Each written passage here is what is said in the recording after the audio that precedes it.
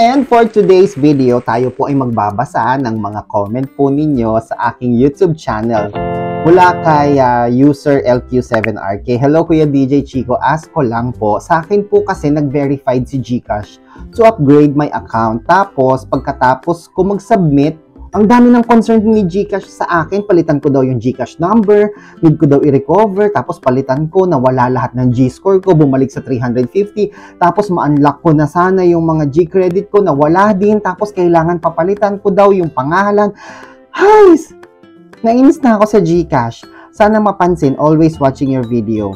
Naku, ginrab mo na yung opportunity na mag-upgrade ka eh. Pero tingin ko, hindi naman humihingi ng ganitong mga information or instruction or, di ba, si GCash. Para makapag-upgrade ka, ang kailangan mo lang naman maging fully verified. Tama? Or, kung hihingi, yung GPO nga, yung GCash Pera Outlet, ang hinihingi lang naman valid ID at saka yung DTI, picture ng store. Di ba ganun lang naman? Bakit ikaw mag-upgrade ka lang? Kulang na lang palitan yung buong pagkatao. Ay nako, kayo ba? Ano bang experience nyo? May ganun ba? Nagpa-plan upgrade? Please comment down below. Ako po first G-loan offer ko na natanggap, ito yung 25,000. Nag-advance payment po ako ng 6 months, full payment. 14,000, nag-cashback po ako ng 1,200. So may natanggap siya ng 1,200.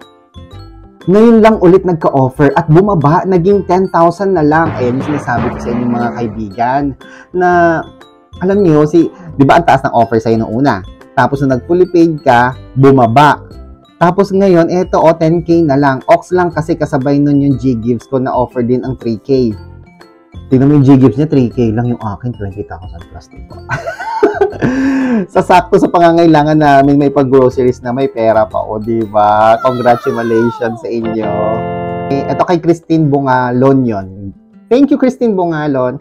Mula kay Shiniva, ask ko po, sir. Hi po, sir. Ask ko lang po, na PUK number ko at na-disable na din yung account ko sa GCash. Oh, this is so sad. Ngayon, may G-loan pa ako na babayaran, pero babayaran ko naman sa 7-Eleven. Kaso, hindi tinatanggap o hindi tanggapin, pero tama naman yung account number transaction ko kay GCash. Ano gagawin ko? Please help me. Paano masusolusyonan ang problema ko? May pambayad naman ako. Okay. Number 1, Shiniva, ang dapat mong gawin, tumawag ka sa 2882. Kailangan mo makipag-usap sa customer service ng GCash. Humanap ka ng Globe or TM na number na kaibigan mo na naka-Globe sila or naka-TM sila. Makitawag ka sa kanila sa 2882. Kailangan mo makausap talaga yung GCash representative. Siya kasi yung magbibigay sa'yo ng full, clear instruction paano mo gagawin. Okay? Tapos, medyo matagal nga lang yung pagtawag sa kanila, maghihintay ka ng matagal talaga. Maglaan ka siguro ng mga 2 hours. Kasama na doon yung paulit-ulit na nagda-drop yung call, no? Tapos, nakausap ko na yung 2882. Siya po yung nagbigay sa akin ng instruction paano makapagbayad sa bayad center, no? So, siya yung nagbigay sa akin. Marami siyang offer, EasyPay, Metrobank, ganun. So, ang napili kong pagbabayadan ay bayad center. So, dito sa amin, sa Bataan, wala namang bayad center. Pero meron dito yung Pera Hub, no, na merong bayad center. Yung LBC, dati meron, ngayon wala na po siya. Inalis na nila yung bayad center nila. Parang may sarili na yata sila. Yun, sa EasyPay meron din. So, sila po yung nagbigay sa akin ng instruction yung nasa 2882. Pati yung amount, pati po yung account number.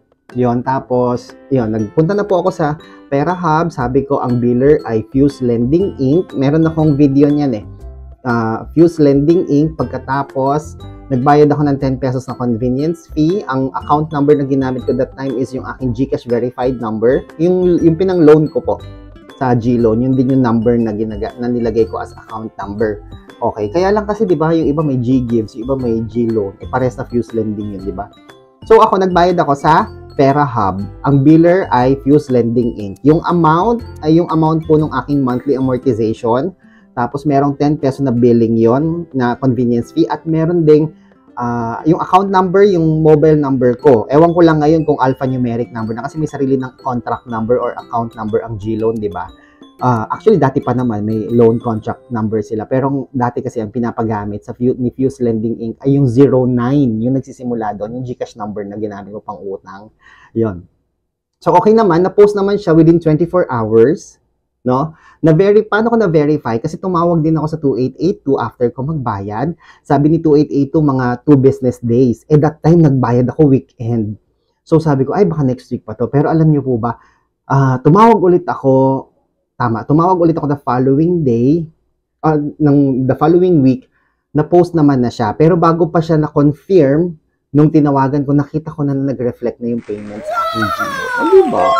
Okay na din. Once ko lang ginawa yun for the purpose of the video. Okay?